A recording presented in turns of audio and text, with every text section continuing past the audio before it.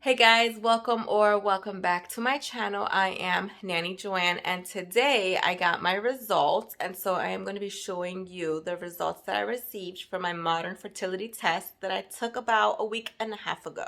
All right guys, so here is my fertility, and if you do this test you can click right here and it'll give you a little code. I have mine in the description box below in case anybody wants to check out their fertility tests. And so here are my results. They are from October 11th. I was 31 and I was not on birth control. So let's see my results.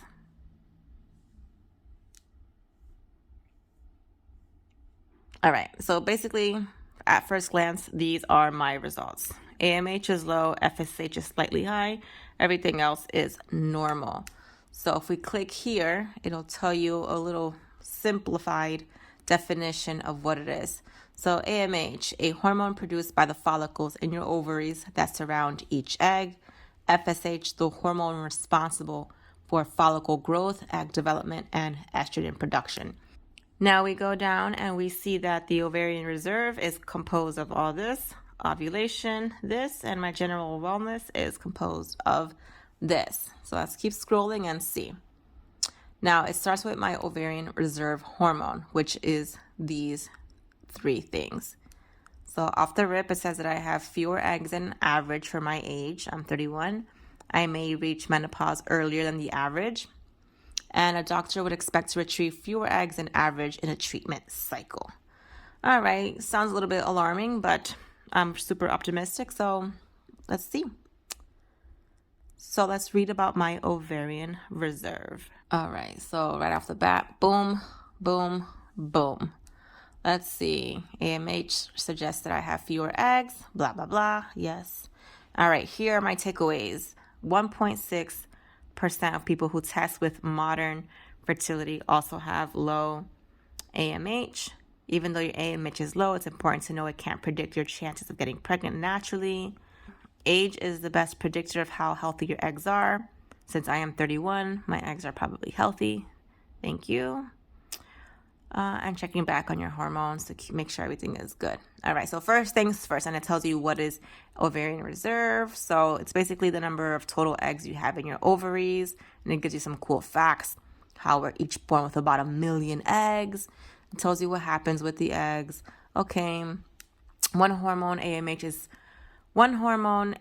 is produced by developing follicles in the ovary. More developing follicles mean more eggs, which mean a higher AMH.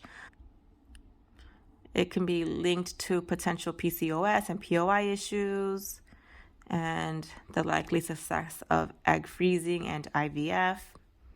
All right, so basically this is cool. When you're 20 weeks in your mommy's belly, you have 6 million plus. Then you're born with 1 million. By the time you reach puberty, you have 400,000. And when you reach menopause, of course, you have 0 eggs. How age plays a role, blah, blah, blah. Before 35, you have a lot. Well, I guess kind of a lot, then 36. So you can see it kind of diminishing as age goes up. So here are understanding my results.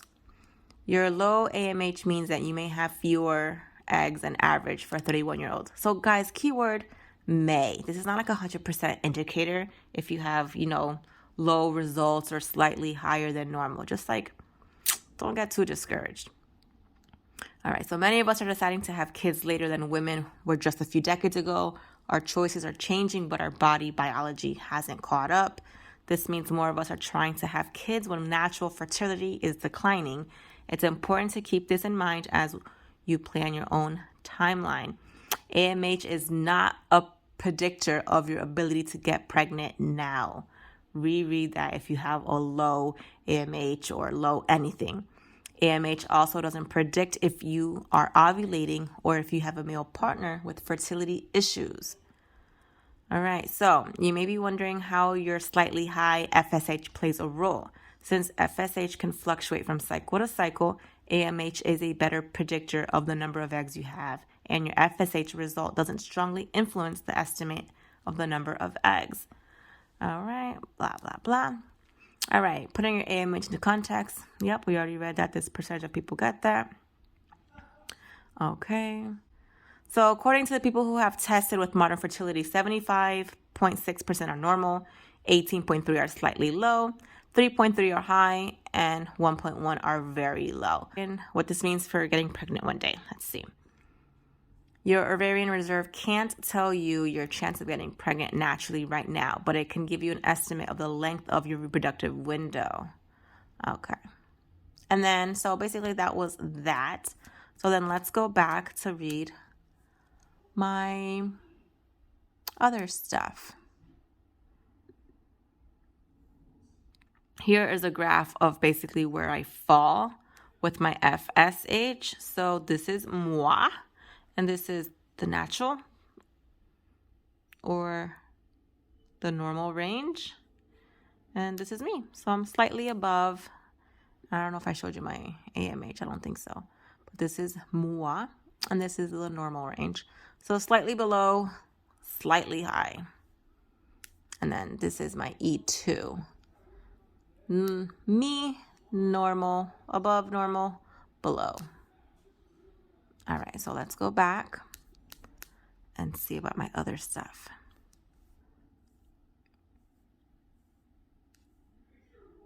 All right, so then here you can read about my menopausal state whenever I get there.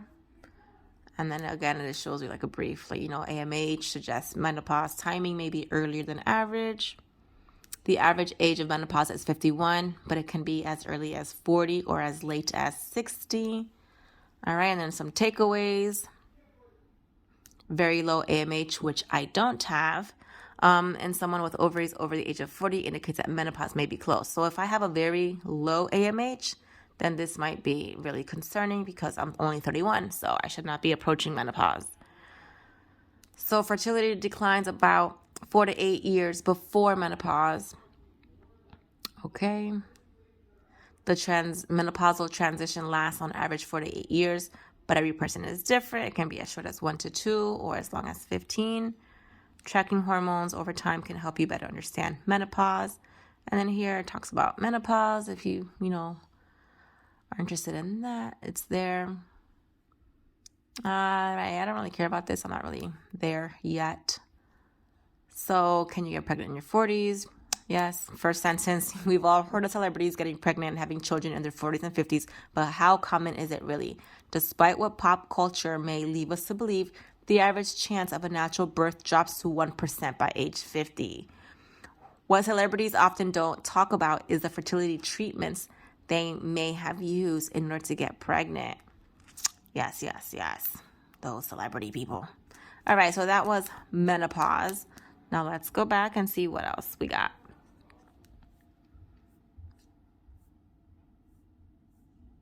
If you're interested in egg freezing and IVF, then you would click on here. And again, it shows you what may or may not be concerning to you. So based on my AMH, a doctor would expect to retrieve fewer eggs than average in an egg freezing or IVF cycle. Doctors collect between 9 and 17 eggs in a cycle on average. The actual number can range from 0 to the 30s, and it depends on age and ovarian reserve. So here we go. Pursuing egg freezing or IVF isn't right for everyone. The decision often involves thinking through your reproductive goals, finances, relationship, and your beliefs. So my AMH is low, which can mean fewer eggs retrieved per cycle and more total eggs needed to get you to a good target number of eggs. If I pursue egg freezing, younger eggs have a higher chance of leading to a baby. Chances start to meaningfully decrease around age 34.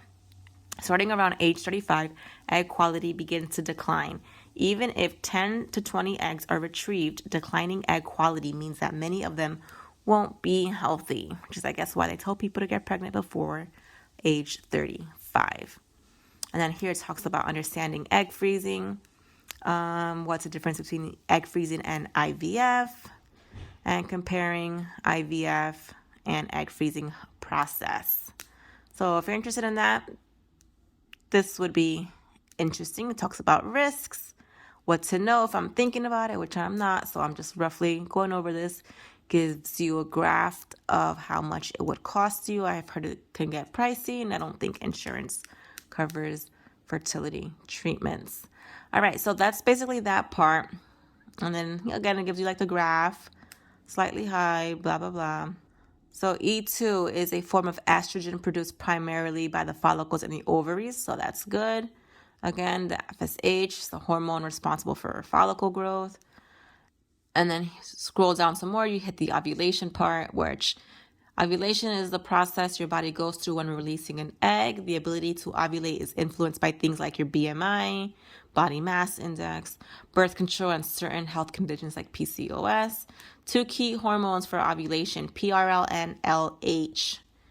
And then let's go down and let's see. Nothing out of the ordinary. Let's see what this is. So ovulation is essential for getting pregnant naturally. You need an egg down there, ready to go. So here are the takeaways. It talks to you about your follicular and your luteal phase of your menstrual cycle. And we want to go through that. Timing sex around ovulation. I'll make a video about that. Birth control and ovulation. That doesn't apply to me. I'm not on birth control. How do I know if I'm ovulating? I will also make a video on that. Learning from your hormones. Okay. Blah, blah, blah. BMI, exercise. Great. Okay, got it. So that's that. We were here. So let's continue to go down. We read this. PRL is normal. PRL is doing its normal job, regulating your behavior, immune system, metabolism, and reproductive system. Your LH is normal. This means that LH is not doing anything out of the ordinary, and it's playing its role in your menstrual cycle as expected. If you want to read more about that, you would just click here, click here. And then my general wellness. These are hormone imbalances that can impact weight, sleep, fertility, and even just how I feel. Hormones like TSH can help you and your doctor uncover and treat issues that could get in the way of conceiving. Your TSH is normal and doesn't suggest any thyroid issue. I know a lot of people out here nowadays have thyroid issues. So if you want to know more about your specific thyroid issue, you would go in this section. Here are my takeaways. Within normal range, doesn't suggest any thyroid imbalance. If you're concerned, go talk to your doctor. Doctors often monitor or treat TSH levels that are above 2.5. Okay. Talks to you about what your thyroid is, where it's located, symptoms to look for. Understanding an underactive thyroid, understanding an overactive thyroid, the thyroid and the thyroid and trying to conceive. Treating thyroid. Okay. This is just a quick little overview of my information, not really going too much in depth here. You basically get the gist. So we were here, the general wellness. Okay. All right, guys, so that's basically it. This is my fertility. As I mentioned, you can also go here to reports for a more organized view of the 13 things that they tested for. Everything seems pretty normal. I'm not concerned at all. If you found something concerning, you can also go to shop and you can order more tests. Or they also have prenatal vitamins, pregnancy tests, ovulation tests, a fertility app that you can use here. And what's really neat about this is that they also have a community that you can basically sign up for, and you can start talking to other like-minded women here. All right, guys, so there you have it, my results from the Modern Fertility Testing Kit that I did at home about 2 weeks ago. I hope that this information was useful. If you guys were curious, by all means, rewatch this video. If you want more information for yourself, I will have down in the description box a link below where you can click on it for $20 off your first Modern Fertility test, and you can check out your fertility results and learn all about the 13 categories that they test for yourself if you are interested, planning on conceiving, or just curious about your overall fertility health. I hope this video was helpful and that you guys enjoyed it, and I will see you guys all next time on this beautiful journey that awaits me. Thanks for watching. Bye now.